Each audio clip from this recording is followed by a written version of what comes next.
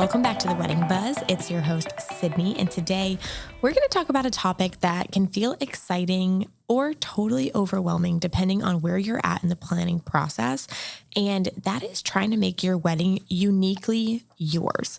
I feel like at some point in the planning process, everyone starts being like, I need more, or I want to make it us, or I want it to feel special. And we see so much on social media. There's so much pressure. So let's talk about it, because this episode is going to be like part pep talk and part reality check.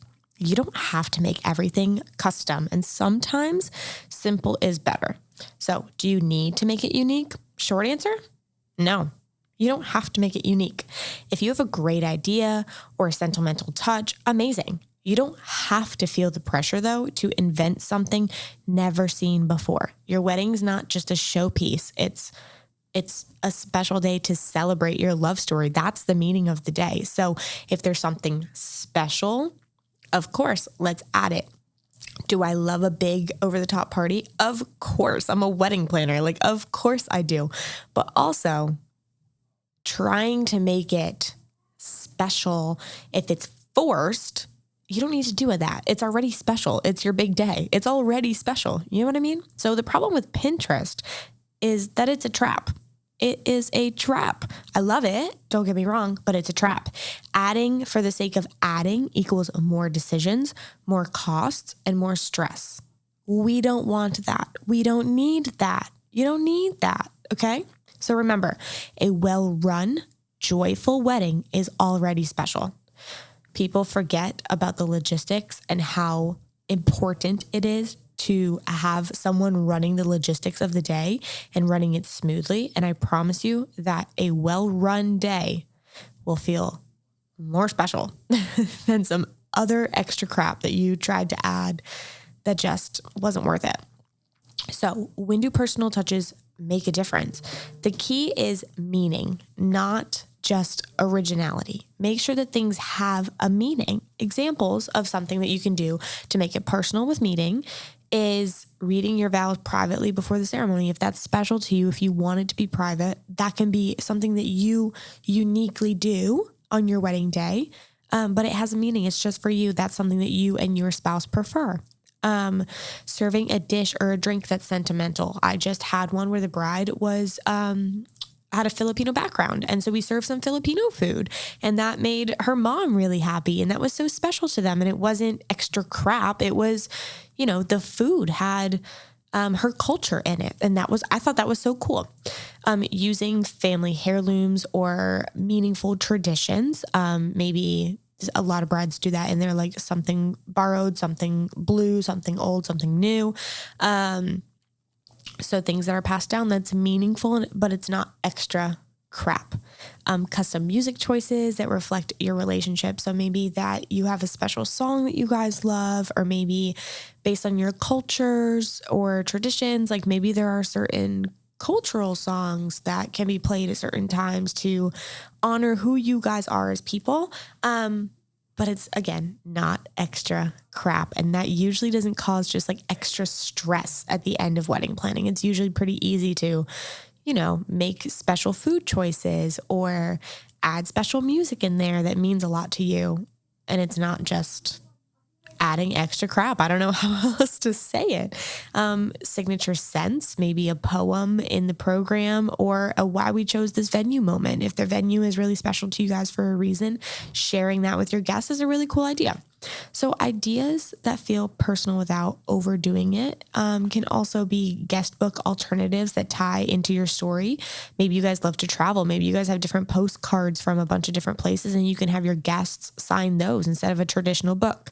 But I also want to say that if you don't have that, I remember this was something that I was stressed about. It's like, I wanted the guest book to be cool. I want it to be different. You know what? I didn't have a cool idea. I didn't have anything different. And the book is a book. I ended up getting a book printed with our engagement photos, and then people signed like around the photos.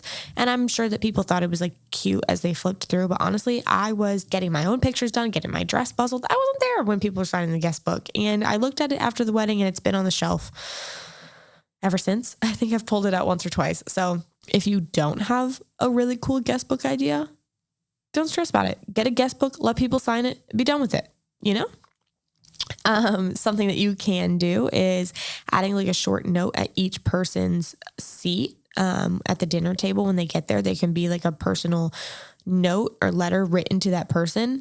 That's a lot of work. So if you want that and you're here for it, by all means, cool.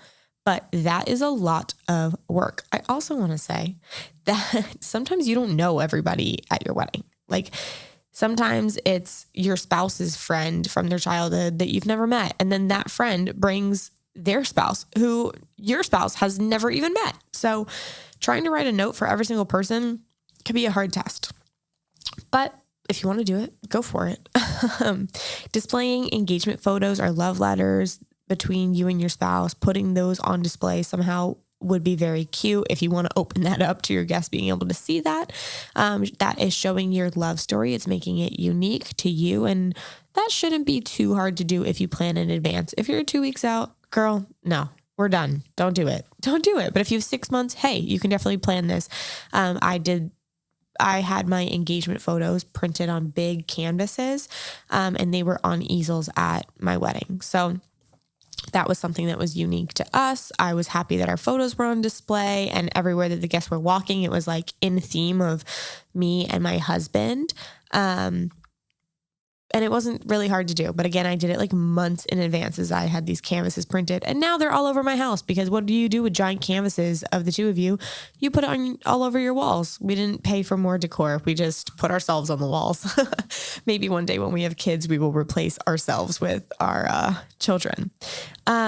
So you can let your personalities, I kind of said this already, but shine through some speeches, music, or your attire. A lot of people will, obviously the bride gets her dress, and that is probably uniquely her in some way, the style. The grooms can have fun too. You can have like custom jackets made. You can have photos printed on the inside of it. You can do a pop of color if that's your personality. I'm pretty sure I have a groom coming up that's wearing like blue pants. So, hey, that's fun. That's something unique. And again, it's not extra crap just being added in at the end. He's been planning this for a long time. And then one other thing that you can do just to make it a little special is a surprise moment just for the two of you, like a sunset toast or a private dance or something. Like add in, 5-10 minutes for just the two of you somewhere. Your guests won't really notice it, but it'll be meaningful to you guys. So how do you know if it's too much? I did an episode a few weeks ago about when is enough? And so again, if you're adding something to just fill up space, stop it. We're done. You don't need to. Stop. If it's causing stress, if it's causing arguments, if it's added tasks with no clear purpose, let it go. Let it go. If you are seeing things on Pinterest or wherever, and now you're like, oh my God, I have to do this, but I only have like 2 weeks and it's just extra crap. Stop. You don't need to do it. I promise you, nobody cares. People care about the overall experience, the feel, the flow. Do things make sense? Is it easy for people to walk in? Are there drinks available when they're thirsty? Is there food available when they're hungry? Are they sitting around bored? Is it clunky? Do they have to walk a mile in the heat to get from one location to the next? Are they a sweaty mess? That's going to make them uncomfortable and make the experience bad. I promise that whatever crap you're adding in at the end that you're stressing about isn't going to make or break the day. It's not what they're focused on. So don't let your focus be swallowed up by all these ideas and things that you see online. Again, I'm here for doing the most. I'm so extra. I'm here for it, but it needs to be planned like 6 months in advance, and it has to make sense. It has to actually make sense. It has to be something that the guests will actually use or notice. So much effort is put into things and then guests don't even notice that it's there. Talk to your professional vendors, because we're at weddings all the time and we see what guests use, we see what guests do, and we see what guests ignore. So make sure that you're not spending money on things that people are going to ignore. Okay. So some final thoughts is weddings don't have to be unique to be unforgettable. It doesn't have to be different. It's a wedding. Yes, there's a format. Yes, it might be a similar format to other people's wedding, but it's the two of you. So it's already going to be special and unique to the two of you. I mentioned a bunch of ways that you can kind of make it unique without it being ridiculous. And just focus on celebrating your love. It's not a show. It's not a performance. If you want to go over the top with like decor and all of that, I mean, I am so here for it, but that's going to be planned well in advance and you have to have the budget for it. If you don't, take a breath. You don't have to make it something that it's not, it's already special just because it's a celebration of your marriage. That's enough. I promise you that's enough. If you needed someone to tell you that it's enough, here's your validation. It's enough. It's already more than enough. Okay. You're here to celebrate the two of you. You don't need to appease anybody or please anybody else. It's enough. And don't let this, cause extra stress. So a wedding that feels calm, joyful, and you is already going to stand out. Give yourself permission to skip what doesn't matter and lean into what does. So with that said, I hope you guys can take a breath and feel less pressure to make it different and special and this and that. It's already different and special because it's yours. Maybe plan some things in advance, but if you're down to the wire here and it's coming up, I promise you what you have is planned already is more than enough. It's going to be beautiful. The fact that it's just you and your fiance is more than enough. It's already special to you. And as long as you have fun, that's all that matters. So with that said, I hope you guys are enjoying wedding planning and I'll see you in the next episode.